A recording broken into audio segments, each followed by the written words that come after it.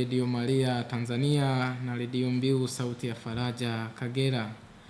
Katika kipindi hiki cha familia ni nyumba ya Mungu ambacho kinakujia moja kwa moja kutoka katika seminari kuu ya Mtakatifu Karoli Lwanga Segerea, Jimbo Kuu Katoliki Dar es Salaam, kila siku ya Alhamisi kuanzia saa 12:30 jioni. Kipindi hiki kinatayarishwa moja kwa moja kutoka hapa seminari kuu ya Segerea. Leo upo nami Frateri Inyasi, mwondezi wa Jimbo Katoliki Bukoba. Na mada yetu ya leo ni msimamo wa kanisa juu ya mwanafamilia mvivu. Mada yetu ya leo ni msimamo wa kanisa juu ya mwanafamilia mvivu. Kwanza tuanze kwa sala. Kwa jina la Baba na la Mwana na la Roho Mtakatifu. Amina. Salamu Maria, umejaa neema, Bwana yu nawe, umebarikiwa kuliko wanawake wote, na Yesu mzao wa tumbo lako amebarikiwa. Maria mtakatifu, mama wa Mungu, utuombee sisi wakosefu, sasa na saa ya kufa kwetu. Amina. Kwa jina la Baba na la Mwana na la Roho Mtakatifu. Amina. Ndugu msikizaji, sasa tuanze kuelezea maana ya uvivu. Uvivu au kwa Kiingereza sloth au kwa Kilatini acedia ni kukataa kufanya kazi au kushindwa kutumia vipaji na rasilimali ulizopewa na Mungu. Ni kukataa kufanya kazi au kushindwa kutumia vipaji na rasilimali ulizopewa na Mungu. Kiufupi ni kinyume cha bidii na jitihada. Katika mafundisho ya Kanisa Katoliki, uvivu unahesabiwa kama mojawapo ya dhambi kuu 7, capital sins, au kwa Kilatini wanaita vices capitales. Sasa baada ya kuona maana ya uvivu, tuone maana ya mvivu. Mvivu ni mtu anayeonyesha tabia ya uvivu, yaani mtu anayepuuza wajibu wake wa kufanya kazi au kujituma, hasa katika maeneo yanayohitaji juhudi ya kimwili au ya kiroho, akipendelea kupumzika, akipendelea anasa au kutokufanya lolote. Sasa tuone maana ya mwanafamilia mvivu.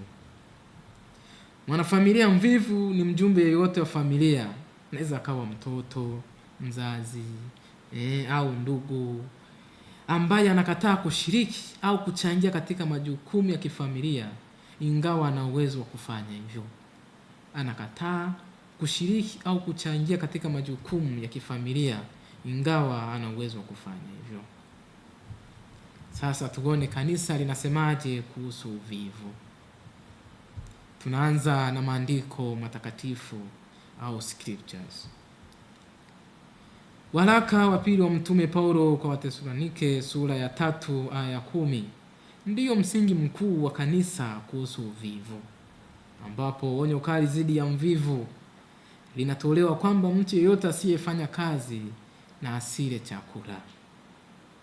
Pia kitabu cha Mithali sura ya 6 aya 6 kinahamasisha bidii kwa mvivu ili apate hekima na maarifa zaidi. Pia kitabu hicho cha Mithali sura ya 24 aya 30 hadi 34 inaonyesha matokeo ya uvivu kama vile kuharibika kwa shamba la mkulima mvivu. Lakini pia waraka wa Mtume Paulo kwa Warumi sura ya 12 aya 11 inasisitiza kuwa na bidii ili kuepukana na uvivu wa kiroho. Sasa tuone mapokeo au traditions wanasemaje kuhusiana na uvivu. Mababa wa kanisa wanahimiza kazi na wanaona uvivu kama adui wa roho. Mfano, Mtakatifu Agustino wa Hippo anasisitiza umuhimu wa kufanya kazi. Pia anafundisha kuwa uvivu umfanya mtu achukie mema ya kiroho na aache kutekeleza wajibu wake wa kimungu. Mtakatifu Benedikto wa Nursia katika kanuni yake ya Ora et Labora ambayo inaongoza maisha ya wamonaki anasisitiza kuwa uvivu ni adui wa roho. Kwa hiyo ndugu anapaswa kujihusisha na kazi, lakini bila kusahau kusali. Mtakatifu Yohane Chrysostom, yeye anasisitiza kwamba kazi sio tu wajibu, lakini ni chanzo cha hadhi na njia ya kusaidia wengine.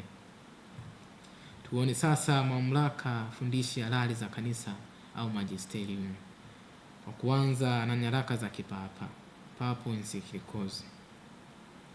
Papa Leo wa 13 kupitia waraka wake Rerum Novarum, ambao kwa Kiswahili tunaweza kuita ni mambo mapya, aliyoandika mwaka 1891 namba 42. Ingawa anazungumzia zaidi kuhusu masuala ya wafanyakazi na waajiri, lakini pia anasisitiza wajibu wa mtu katika kujitunza mwenyewe na familia yake kwa njia ya kazi. Mtu ajitunze mwenyewe na familia yake aitunze kwa njia ya kazi. Papa Yohane wa 23 kupitia waraka wake Mater et Magistra, yaani mama na mwalimu, aliyoandika mwaka 1961, anasisitiza kazi kama njia ya kuendeleza utu wa mwanadamu, na anapinga uvivu, kwani kila mtu anapaswa kuchangia maendeleo ya familia au jamii. Kila mtu anapaswa kuchangia maendeleo ya familia au jamii. Papa Paulo wa 6 katika waraka wake Populum Progressio, yaani maendeleo ya watu, aliyoandika mwaka 1967, anatambua kazi kama njia ya kuondoa umaskini na kukuza maendeleo, na anakemea uvivu kuwa ni kikwazo cha maendeleo. Papa Yohane wa pili kupitia waraka wake Laborem Exigensis, kwa kufanya kazi, aliyoandika mwaka 1981 namba 9, anasisitiza kwamba mtu ana haki na wajibu wa kufanya kazi, maana kazi ni kushiriki katika kazi ya Mungu. Papa Yohane Paulo wa pili kupitia waraka wake Centesimus Annus, yaani miaka 100, aliyoandika mwaka 1991, anasisitiza kuwa kufanya kazi ni njia ya kujitegemea na kuishi kwa heshima, huku akipinga utegemezi usio wa lazima, yaani uvivu, hasa kwa wale wenye uwezo wa kufanya kazi. Ndugu msikilizaji wa Radio Maria na Radio Mbiu Sauti ya Faraja Kagera, ikiwa ndio kwanza unajiunga nasi, kipindi hewani Familia ni Nyumba ya Mungu kinakujia moja kwa moja kutoka Seminari Kuu ya Mtakatifu Karoli Lwanga, Segerea, Jimbo Kuu Katoliki Dar es Salaam, na mada tunayoendelea nayo ni msimamo wa kanisa juu ya mwanafamilia mvivu. Msimamo wa kanisa juu ya mwanafamilia mvivu.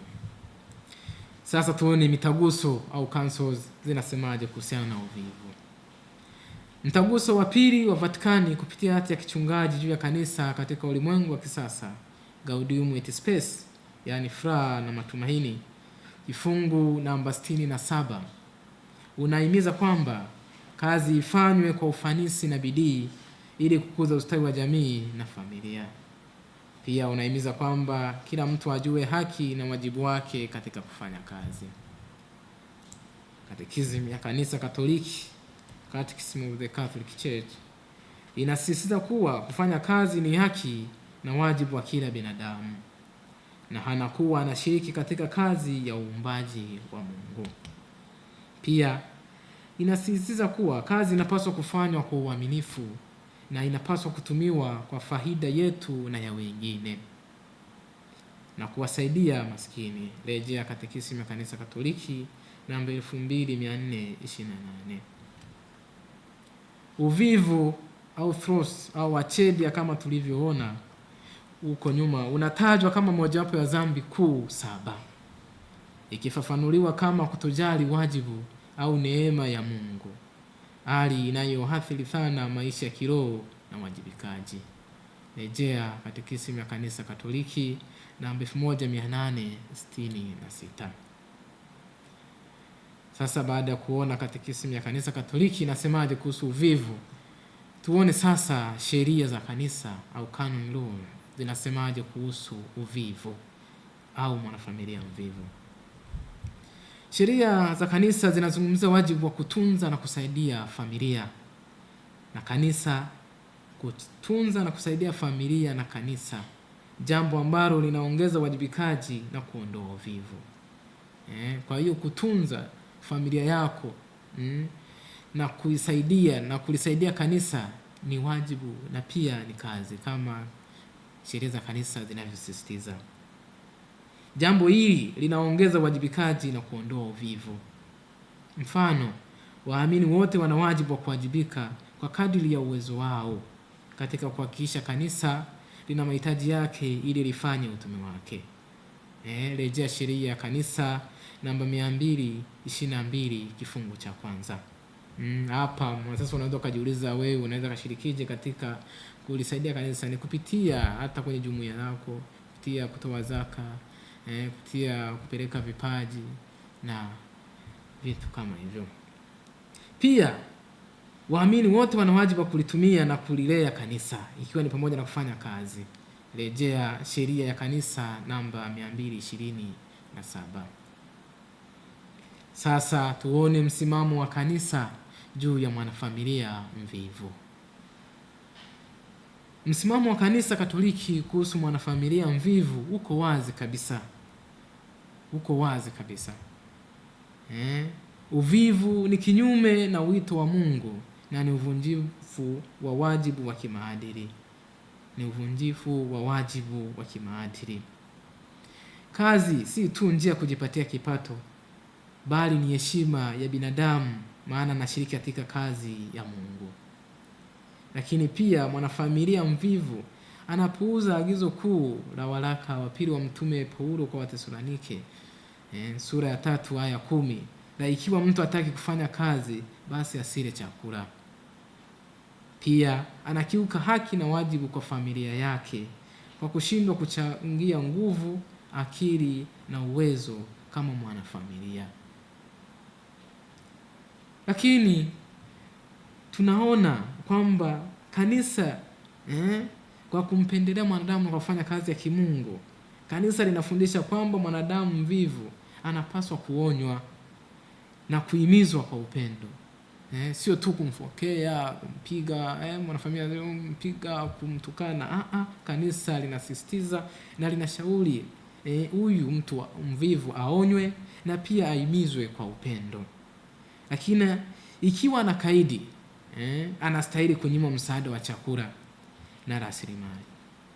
Sasa hapa umemshauri, umemuonya, umefanyeje, umeona bado anakaidi, yeye yani uvivu tena ndo anazidi kuwa mvivu kabisa, basi hapa unashauriwa kabisa kumnyima msaada wa chakula, asile kabisa na rasilimali.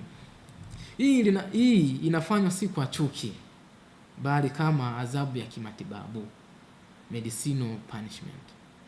Sio tu kama chuki kwamba unamuonea au unafanya nini. Hii ni adhabu ya kimatibabu, ili umfanye achane na dhambi yake ya uvivu na kutimiza wajibu wake kwa kufanya kazi kama mwanafamilia. Hata hivyo, mvivu anaalikwa kutubu na kubadili mwenendo wake kama Kristo anavyotualika ya kwamba, njooni kwangu ninyi nyote msumbukao na wenye kulemewa na mizigo, nami nitawapumzisha. Takatifu Mathayo sura ya 11 aya 28. Ndugu msikilizaji, tuhitimishe kwamba uvivu unapingwa sana kwa sababu unavuruga mpango wa Mungu kwa mwanadamu na unaleta madhara makubwa kwa mtu binafsi. Pia unaleta madhara makubwa kwa familia. Pia unaleta madhara makubwa kwa kaya au kwa ukoo. Pia unaleta madhara makubwa kwa jumuiya, kwa kigango, kwa parokia, kwa dekania, kwa jimbo, kwa kanda, taifa, darasa, kampuni, taasisi na kadhalika. Kiukweli uvivu unaharibu roho, familia na jamii. Ni wajibu wa kanisa na familia kumwokoa mwanafamilia mvivu kutoka katika adui huyu wa hadhi ya binadamu.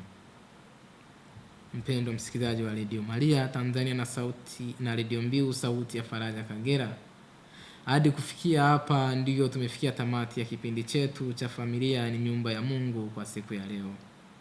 Naamini umejifunza mengi. Usikose kuungana nami tena siku nyingine, muda na wakati kama ilivyokuwa leo. Ulikuwa nami Frateri Nyasi Muondezi kutoka Seminari Kuu ya Mtakatifu Karoli Lwanga Segerea, Jimbo Kuu Katoliki, Dar es Salaam. Ukiwa una maswali, maoni au shauri, naomba tuandikie ujumbe wako mfupi wa maandishi kwenda namba 0756 47 81 78, 0756 47 81 78. Sasa tuhitimishe kipindi chetu kwa sala. Kwa jina la Baba na la Mwana na la Roho Mtakatifu. Amina. Atukuzwe Baba na Mwana na Roho Mtakatifu, kama mwanzo na sasa na siku zote na milele. Amina. Mtakatifu Inyasi wa Loyola, utuombee. Kwa jina la Baba na la Mwana na la Roho Mtakatifu. Amina.